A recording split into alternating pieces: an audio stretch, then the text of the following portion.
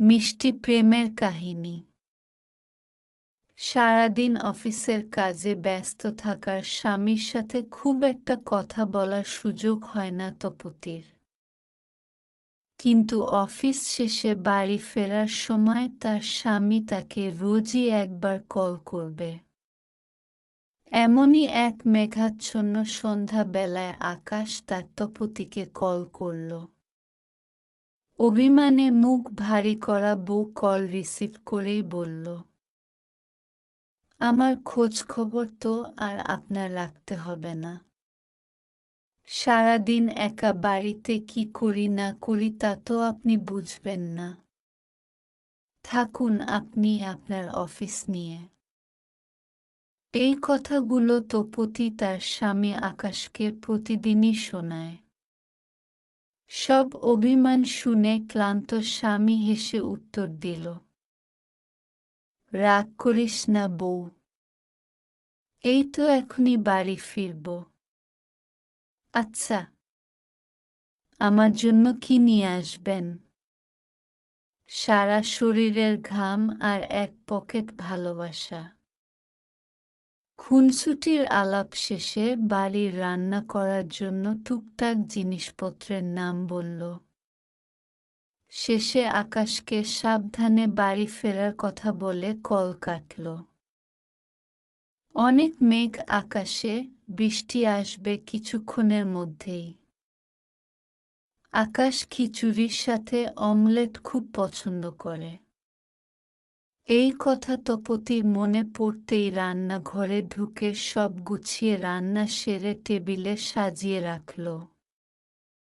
তারপর নিজে একটু পরিপাটি হয়ে চোখে কাজল আর ঠোঁটে হালকা গোলাপি রঙের লিপস্টিক দিয়ে চুল খোপা করে বারান্দায় বসে অপেক্ষা করে আকাশের বাড়ি ফিরে আসার। কিছু সময় পর বাড়ির সামনে রিকশা থেকে আকাশকে নামতে দেখেই দৌড়ে নিচে চলে গেল। আকাশের হাতের বাজারের ব্যাগটা নিয়ে একসাথে বারক আসল। বৃষ্টিতে আকাশের শরীর খানিকটা ভিজে গেছে।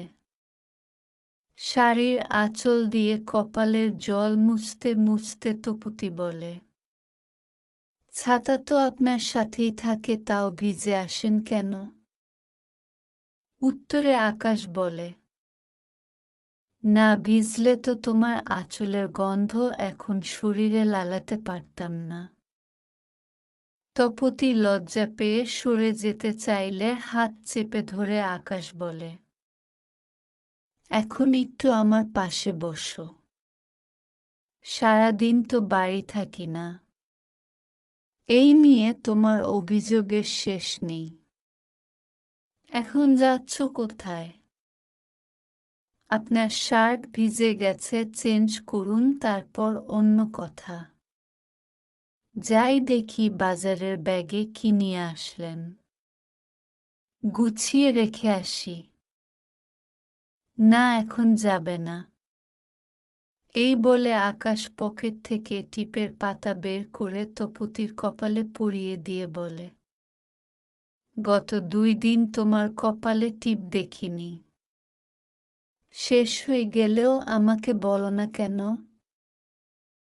তপতি তখন মুচকি হেসে বলে, আমার টিপ ছাড়া কপাল আপনার নজরে ঠিকই পড়বে, আর সময় করে নিয়ে আসবেন তাও জানি। সেজন্যই বলি না। এবার ফ্রেশ হয়ে নিন, আমি টেবিলে খাবার রেডি করি। আচ্ছা যাচ্ছি। স্নান করে টেবিলে গিয়ে দেখল আজকে খিচুড়ি আর অমলেট রান্না করে রাখা। আকাশ তখন চেয়ারে বসে থাকা তপতিকে হাত ধরে উঠিয়ে বুকে জড়িয়ে বলল, এত ভালোবাসিস কেন বউ আমাকে? আপনার চেয়ে বেশি তো বাঁচতে পারি না। না রে তপতি, খুব কপাল করে তোর মতো বউ পেয়েছি।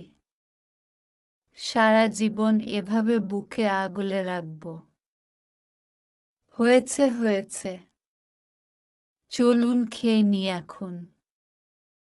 আসো তপতি, আজকে আমি খাইয়ে দেব তোমাকে। তপতি খুশি হয়ে বলে, আচ্ছা তাহলে তো খুব ভালো হয়। কথা বলতে বলতে দুজন খেয়ে নিল। থালা বাসন পরিষ্কার করার সময়টুকুতে আকাশ একটু ল্যাপটপ নিয়ে বসল। সব কাজ শেষ করে তপতি রুমে এসে কপালের টিপটা আয়নাতে লাগিয়ে রাখল। হাতের চুড়ি খুলে রাখতে রাখতে আকাশকে বলে, দেখুন বাইরে অনেক বৃষ্টি হচ্ছে। আকাশ ল্যাপটপ সাইডে রেখে বলে, চলো বারান্দায় যাই। বারান্দা দিয়ে দুজন একসাথে হাত বাড়িয়ে দিল। আকাশ হাতে বৃষ্টির জল নিয়ে তপতির মুখে ছুঁড়ে মারলে তপতির চোখ বন্ধ হয়ে আসে, বাতাসে চুল এলোমেলো হয়ে যায়। মুখের উপরের চুলগুলো ভেজা হাতে সরিয়ে দিয়ে তপতির কপালে চুমু খেয়ে বুকে জড়িয়ে রাখে। চলো তপতি, রুমে গিয়ে শুয়ে পড়ি। চলুন যাই। বাইরে প্রচণ্ড বাজ পড়ার শব্দে স্বামীর বুকে মুখ লুকিয়ে রাখা বউকে আরো শক্ত করে জড়িয়ে ধরে আকাশ।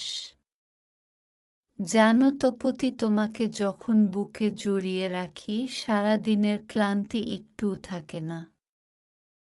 সকালে ঘুম ভাঙার পর তপতি কিছুক্ষণ আকাশের মুখের দিকে তাকিয়ে দেখে। তারপর কপালে চুমু খেয়ে সকালের জলখাবার বানাতে চলে যায়। জানালার পর্দা সরাতেই আকাশের ঘুম ভেঙে গেল। তপতি পাশে এসে বসতেই আকাশ বুকে চেপে ধরে কপালে চুমু খেয়ে নিল।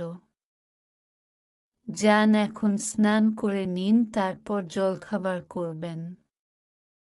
অফিসের সময় হয়ে গেল, সে খেয়াল নেই তো আপনার। জলখাবার শেষ করে এখন আকাশ অফিসের উদ্দেশ্য রওনা হবে। শার্টের বোতাম লাগিয়ে দেওয়ার সময় তপতি বলে, তাড়াতাড়ি বাড়ি ফিরে আসবেন। সাবধানে রাস্তা পার হবেন। আর দুপুরের খাবার ব্যাগে দেয়া আছে, সময় মতো খেয়ে নেবেন। বউয়ের গালে হাত দিয়ে কপালে চুমু খেয়ে আকাশ বেরিয়ে গেলে। আবার সেই বারান্দায় গিয়ে তপতি রাস্তার দিকে তাকিয়ে থাকে। দূর থেকে হাতের ইশারায় আকাশের গাড়ি ভিড়ের মাঝে হারিয়ে যায়। তপতি বারান্দায় কিছুক্ষণ চুপ করে দাঁড়িয়ে থেকে ঘরে এসে নিজের কাজ করে। আর ভাবতে থাকে আজকে হয়তো বাড়ি ফেরার সময় আকাশ তার জন্য গোলাপ ফুল নিয়ে ফিরবে। চারপাশে এত পরকীয়া, এত অবিশ্বাস, ডিভোর্স, তবুও এর মাঝে তপতি এবং আকাশদের প্রেমের সংসার প্রেমময় হয়েই যুগের পর যুগ টিকে থাকে। তাদের বেঁচে থাকার প্রার্থনায় দুজন একসাথেই বৃদ্ধ হয়। আরে এভাবে তাদের মিষ্টি প্রেমের গল্পটিও শেষ হয়। সমাপ্ত।